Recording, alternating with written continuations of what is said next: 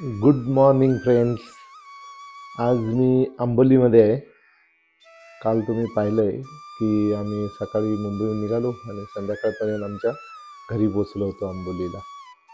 आता सकाळी इथे जवळजवळ 18 डिग्री टेम्परेचर आहे, म्हणून हे स्वेटर वगैरे घालून बसलो आहे. एकदम मस्त वातावरण आहे. तुम्हाला दाखवतो बाहेर बघा, धुकं वगैरे पूर्ण घरातच धुकं आलं आहे.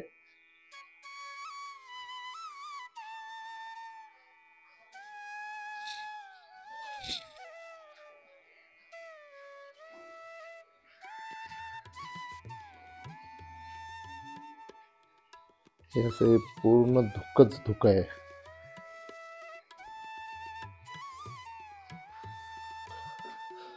आमचं घरच धुक्यात आहे म्हटलं तर हरकत नाही. चला आपण एक चक्कर मारून येऊया.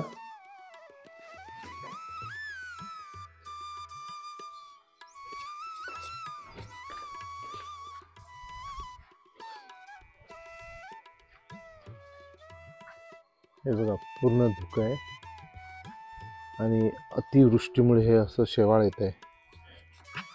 हे बघा, पूर्ण भिंतीला शेवाळ. खाली फ्लोरिंग पण काल शेवाळ धरलं होतं, ते साफ करून घेतली आहे. वर पण सगळीकडे झाडं वगैरे आलेली आहेत पावसामुळे.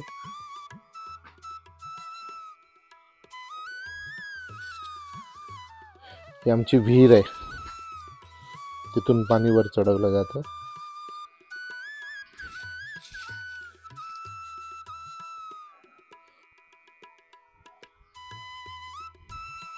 पूर्ण धुकं आहे, विजिबिलिटी अजिबात नाही आहे आणि धुक्यामध्ये असं हे आमचं घर आहे.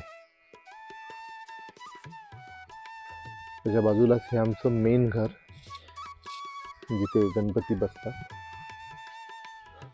हे पूर्ण गावच धुक्यात आहे. तुम्हाला घराच्या आजूबाजूचा परिसर जरा दाखवतो.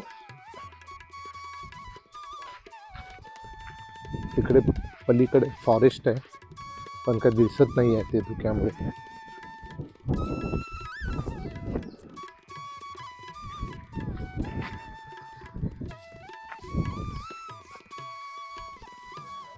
आंबोलीला महाराष्ट्राची चेरापुंजी असे म्हणतात, कारण सर्वाधिक जास्त पाऊस इथे पडतो. थंडगार हवा आहे, मस्त 18 डिग्री टेम्परेचर. एकदम सुखद वातावरण आहे. पक्ष्यांचा किलबिलाट ऐकायला येतोय तुम्हाला.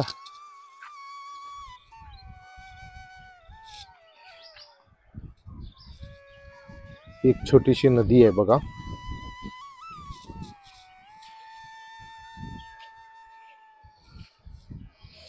इथे ना क्षणात वातावरण एकदम क्लिअर होऊन जातं आणि क्षणात भरभरून धुकं येतं आणि व्हिजिबिलिटी एकदम कमी होऊन जाते.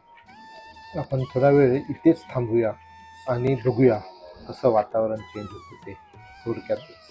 सूर्य भगवान ढगामध्ये लपलेले आहेत.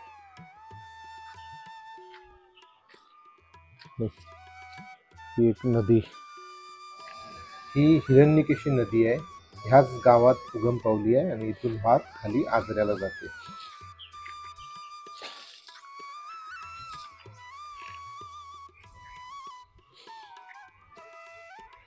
आता इथे बघा, क्षणात वातावरण क्लिअर होईल आणि क्षणात धुकाने गडद होऊन पण जाईल. हे पहा, पुन्हा धुकं आलंय आणि व्हिजिबिलिटी एकदम कमी झाली आहे. अशा या निसर्गाच्या विविध छटांचा तुम्ही आस्वाद घ्या आणि एन्जॉय करा. Bye, have a nice day.